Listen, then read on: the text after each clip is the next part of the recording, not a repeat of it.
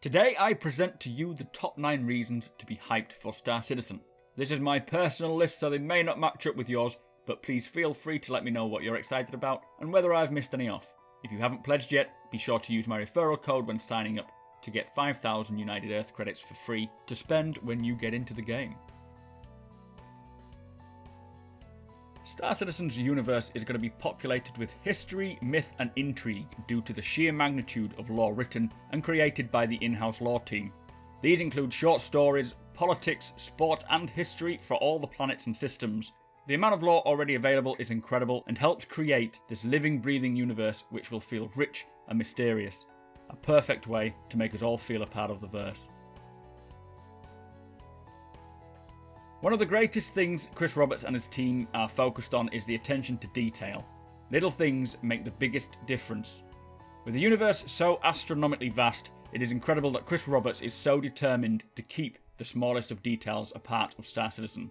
From gas giants 4 times the size of Jupiter to quaint exotic flowers displayed in your hangar, these features allow you to appreciate the amazing work designers and artists are doing, as well as leave you feeling a little insignificant, but in a good way. In order for a game of this scope to work, there needs to be a robust economy at its core. The economy is what will be driving NPCs and players alike, keeping the verse ticking. It creates supply and demand, mercenary jobs, and encourages pilots to take risks. Star Citizen's economy will be the game's heart, and they have gone to great lengths to reflect this.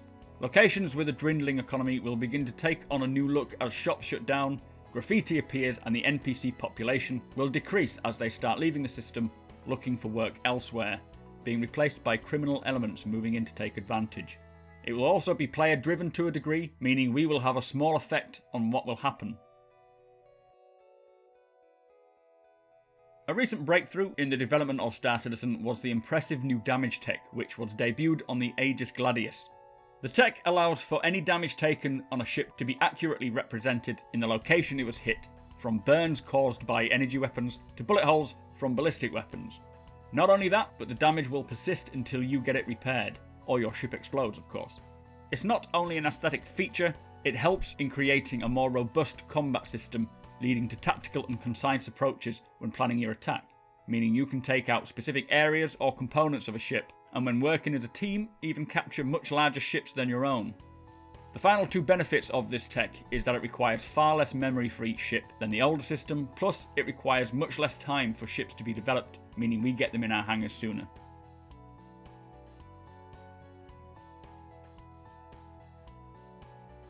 When it comes to deciding on who I want to be in Star Citizen's universe, my mind jumps between 4 or 5 possible careers, all of which boast great depth and detailed mechanics, and all of which I want to take part in.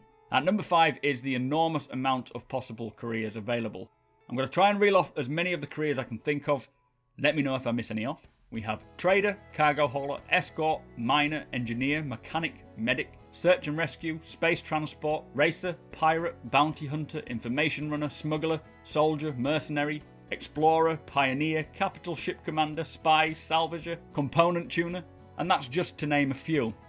I'm sure I've missed off some, do let me know which I've missed off, but each career will have a deep mechanic in which you can learn just the basics, or become an expert in your field and charge a much higher premium as you become the person to go to in the verse.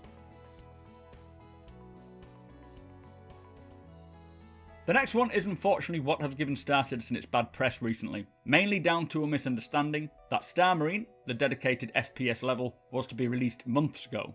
However, people don't realise that the FPS feature is already in and has been since 2.0. The reason why the FPS feature is causing a brainache is because Chris Roberts and Cloud Imperium want to make it something special. Think a mixture between the Arma series and Battlefield. They want it to be realistic and fun, but not monotonous.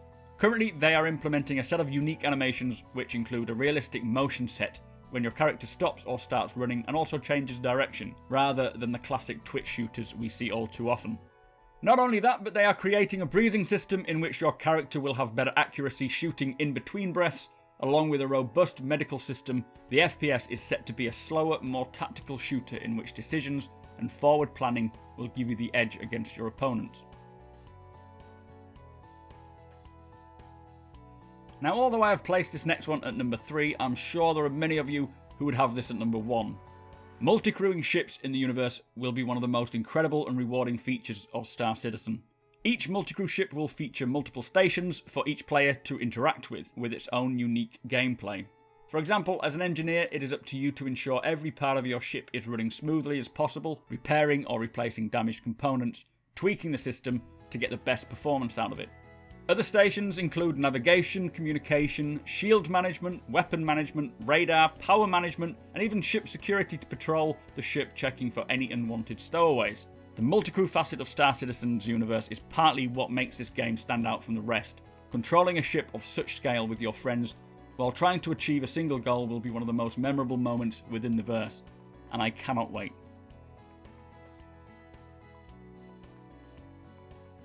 Now, the main mode of transport in Star Citizen, as you know, will be via spaceship. You will own, fly and maintain your very own spaceship, which you can customize in any way you want. The spaceships in Star Citizen are practically the sole reason why this game has raised over $100 million in funding. They are not just a means to an end, a way to get from A to B. They are your pride and joy, your home away from home, and Cloud Imperium have made them just that. Each ship has been meticulously designed, created and brought to life by some of the most talented people in the industry. From single-seater fighters to kilometre-long battle cruisers, every nook and cranny has been fleshed out to the highest fidelity and detail of any game. Each ship has been produced using a strict set of guidelines which help speed up the development, but also keep the standard at the highest they can be. Have you ever wondered why so many people are more than happy to spend in excess of $2,500 on a ship? It's because they are so worth it. And number one is what excites me the most about Star Citizen, and even though this is a relatively new feature, you can already see the great potential it holds for making the Star Citizen universe a place you would want to really live. During the holiday livestream of 2015, we were introduced to an in-engine sneak peek of what the German office in Frankfurt have been working on. It showed a Drake interplanetary Cutlass taking off from a station orbiting a nearby planet, in which the Cutlass was flown in real time seamlessly down to the planet and landed. We know of games like Elite boasting 400 billion planets and No Man's Sky, probably looking to do the same, but when you see the level of details that these planets are rendered to, I really couldn't give a damn about quantity. Star Citizen plans to have around 100 systems at launch, each containing between 1 to 13 planets, as well as stations, gas giants, asteroid fields. The list does just go on. The difference is every landable planet will be created to such a high level of detail, it will make your eyes bleed. This list is why my hype train is going full steam ahead, and it won't be stopping anytime soon. Let me know if I've missed any off. Thank you for watching, and don't forget to subscribe, and I'll see you all in the verse.